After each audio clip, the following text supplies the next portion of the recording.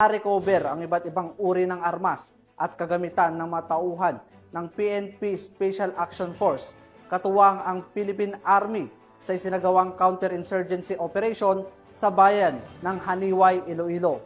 Sinisiguro naman ng PNP at AFP na magpapatuloy ang kanilang operasyon upang mapanatili ang seguridad at kapayapaan sa komunidad, lalo na sa mga lugar na apektado ng insurhensya.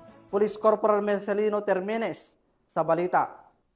Gawa ng counterinsurgency operation ang 62nd Special Action Company, 6th Special Action Battalion at 153rd Special Action Company Force Support Battalion ng PNP SAF, katuwang ang iba pang unit ng PNP at Philippine Army na nagresulta sa pagka-recover ng imbakan ng armas sa pagitan ng Barangay Panuran at Monte Magapa, bayan ng Haniway, Iloilo. Batay sa impormasyong ibinahagi ng isang action agent. Nadiskubre sa operasyon ang isang baril, ilang bala, mga pampasabog at mga subversibong paraphernalia. Kasalukuyang nasa kustodiya ng 62nd Special Action Company, 6th Special Action Battalion ng PNP SAF ang mga nakumpiskang kagamitan para sa dokumentasyon at wastong disposisyon.